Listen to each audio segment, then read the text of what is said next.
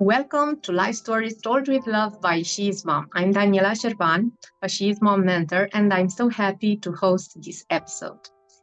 Through this podcast, I want to remind you all that we want to inspire families and offer a support in one specific area of people's lives. Please let me introduce you our special guest, Juliana, or Juliana Méndez. Is it better this way? Juliana I is will fine. I will kindly ask her to share with us from her life story, from her career experiences. And before that, I would kindly ask you to share with us a little bit about yourself. Please introduce yourself and let us discover Juliana. I would rather say this way. Okay, that's Uh, fine. and tell us also from where you're joining us All today. right, great. Well, nice to meet you. Nice to be here. My name is Juliana, depending what language is your favorite. I'm based in Barcelona, and I'm myself half German, half Colombian, with a bit of mixes from different places. And I am a fractional growth and marketing leader. So I basically take on projects between 6 to 12 months where I'm temporarily leading teams. I work in marketing and growth since more than 13 years already, and I've been living and working in many different places: Germany, Colombia. I lived many years in Indonesia. Now I live 8 years in Barcelona, and I'm a mom of a 4-year-old, almost 5-year-old son. And he is also a very cultural mix now. His dad is from Finland, and he is a very happy boy. And yeah, looking forward to speak to you. Thank you so much for being here with us today. And please, I will kindly ask you now to share with people that are watching us, which will be that one thing, if you have to choose one thing about your life or about your career background, that you consider to be the most relevant to share with us in this podcast. Let's start from there. All right. I think being a fractional leader is something that is a fairly new concept in Europe. So I think that is one of the topics that is probably the most interesting because it also was a result of me becoming a mom. When I was pregnant, I basically also understood that for me, being a full-time worker or also just, being a freelancer with a couple of projects here and there doesn't work so well anymore. So I knew that, the time I'm spending on work will be less, but that doesn't mean I want to stop having a career. And I thought, okay, I want to still have, a regular good income, but without full-time work. I don't want to have someone decide over my free time and tell me that I have 25 days in a year to spend with my family, or that I have maybe only 2 hours in a day left from picking up my son from kindergarten to bringing him to bed. That was just something I didn't want to do. I also didn't want to, maybe in order to get clients for my business, be all the time traveling or all the time, networking. I just knew that I wouldn't have time for that anymore. So I tried a bit to craft a work type for me that worked for the criteria I wanted.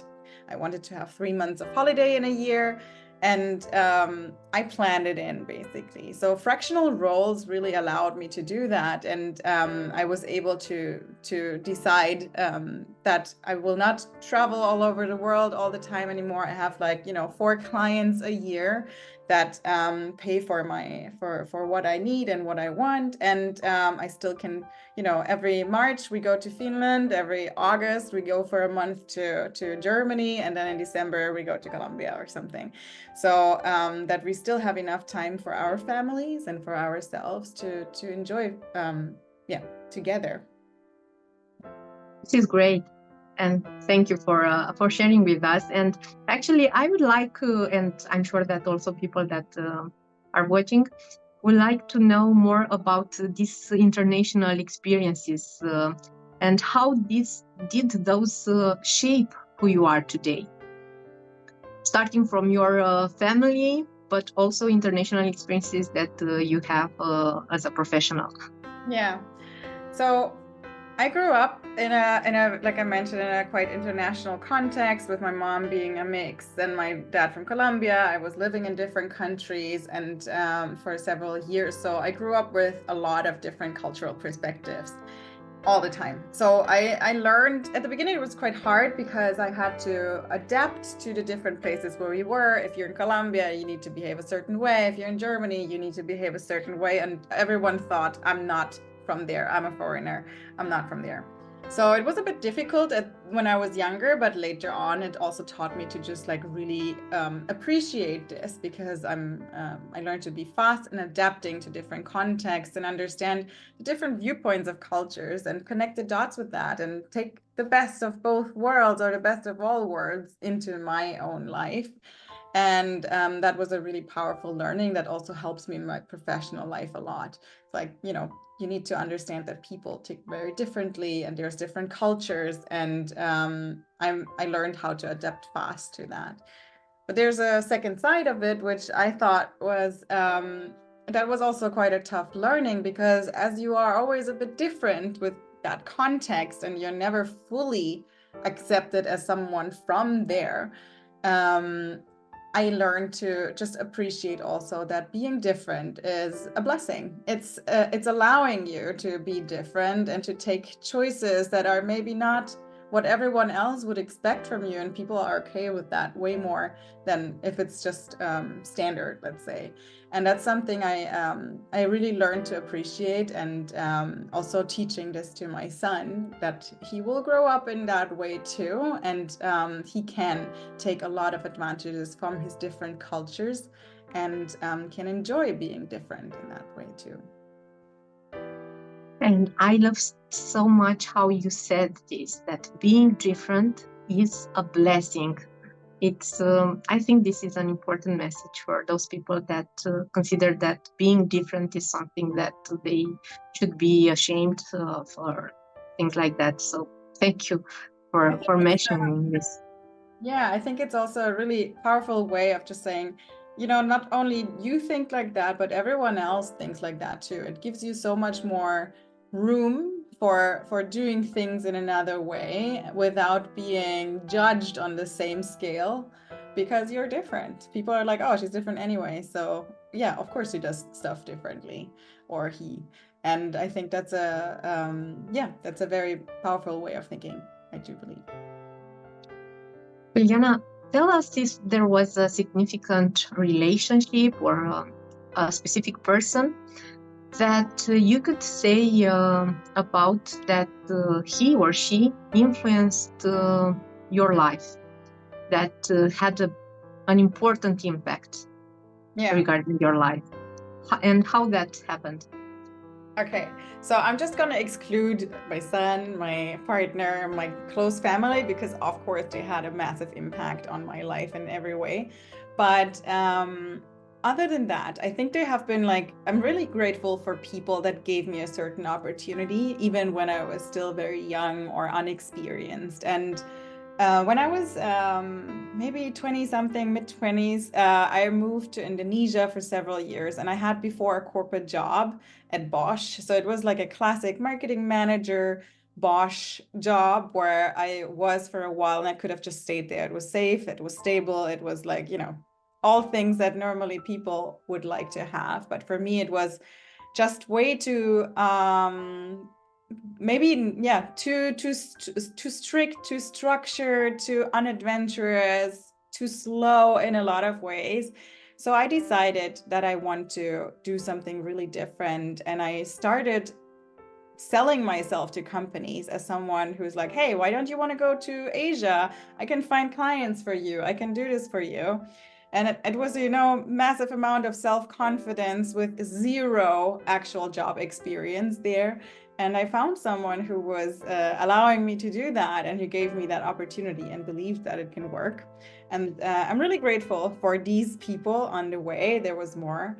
And also, when I was actually living in Indonesia, at the beginning, it was a really, really hard learning curve, because I remember after 2 weeks of arriving there, starting to have a house, and just settling in, I opened my laptop and I had no idea what I'm supposed to do there. I was like, what should I do now? What is my job? I'm supposed to do sales. I'm supposed to contact companies. I don't know how to live here. So on the way, I met really amazing people who were willing to teach me the profession, how life in Southeast Asia works, how company culture works there, and how their own experience was arriving there. And I met regularly with them and they taught me. And I asked them sometimes, well, why did you do that? Or why do you do that? And they told me that it was because they are paying forward what they received at some point, and that they would like me to do that as well. And I think that was a very beautiful moment and beautiful experience, because distrust in someone who doesn't know anything yet, or just willing to invest time in people that are, that had for no reason technically, is beautiful. And I hope that everyone can take that with them as well. Like, it's okay to ask for help, and it's once you know and have more experience, it's like important to share it, not only for the sake of money. Great. And so happy for you that you found that kind of people. And now I would like to ask you if you have a specific moment in mind that was that you could say about that it was the most difficult, or maybe there was a decision you had to make and you consider that was the most difficult decision you made during your life or your career. Which one was, or there were two of them, three, I don't know. Yeah. So it was not so much it was not a difficult decision, but it was a difficult moment. My son got really sick and he got into hospital when he was only 1 year old. He needed surgery, like an emergency surgery. And he was many, many weeks in the hospital. At this point, I actually had a full-time role. And it was a really tough moment where I realized as well, again, someone else is right now deciding over my time and over my investment of my time. I have to be, of course, every day in the hospital.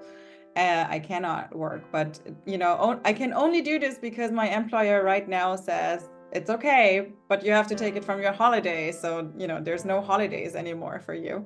And that was just something as well that really made me understand that I don't want to be dependent from anyone else's goodwill. I want to be planning my own time, be the owner of my own time, so that I can invest it when it's needed to the people, for the people that really need it, no matter if it's my son in a situation like that or anyone else.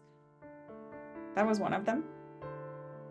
And I think, sorry, maybe a second difficult moment, way that has nothing to do with family, it's really a business one, was when I first started building a business, dropping the full-time work, dropping the monthly salaries. There was a really steep learning curve to get used to the thought that money is not coming in on a monthly base, and that you need to be able to plan for maybe 3-4 months of something not coming in, especially at the beginning, and to be okay with it. It somehow will always work out. Like, people are behind it, and like you can find clients, you can find projects, but the feeling of not having a regular income stream is at the beginning really anxiety inducing, and it's hard to get used to that until you learn to trust that it will come in, just in another cadence. Sometimes people work in a business where maybe they have 1 or 2 big deals a year, and that pays the whole year, and they need to be okay with that too. So that was a really, important learning for me, to not only prepare for these times, have a buffer, have an emergency fund where you know that you can live from it, and but also just become more relaxed about it will come in. It will come in at some point if you work hard. Great that you mentioned that, because there are people that will watch this episode and they are probably in transition from one job to their own business, and I'm sure that what you said earlier, it is helpful for them to have in mind this. And as a mother, I definitely, I understand it makes so much sense what you said about that moment with your child.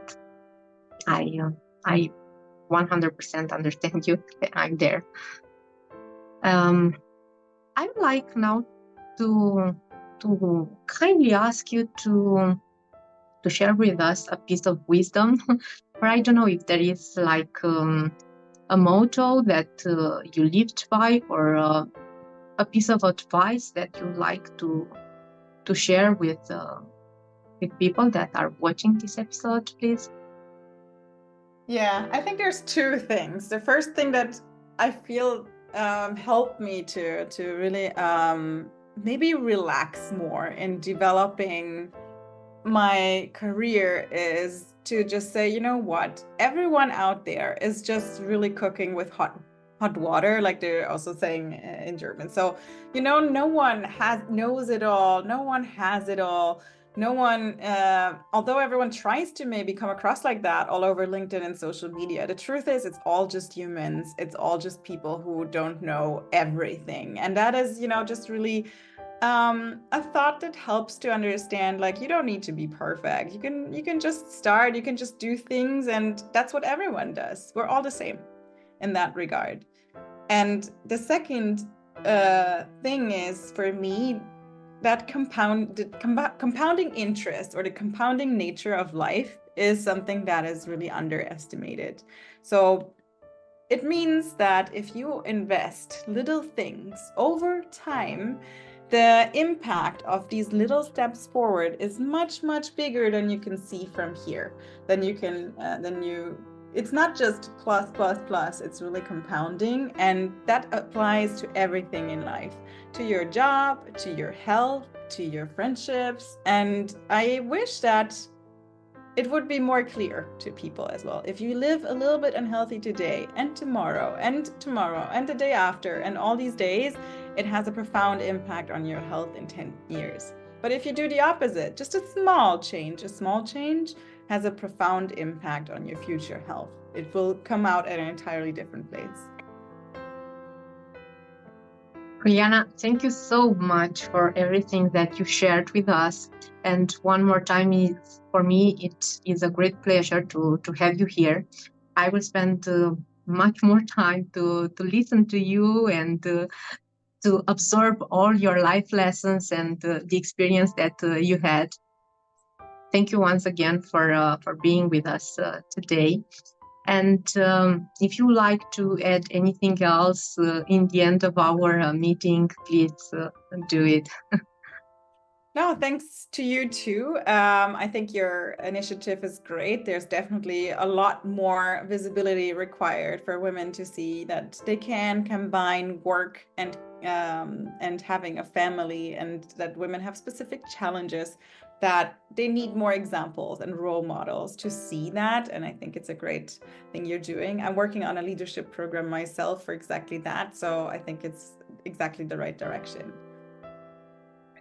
I'm so grateful that we had the chance to learn more about you and from you.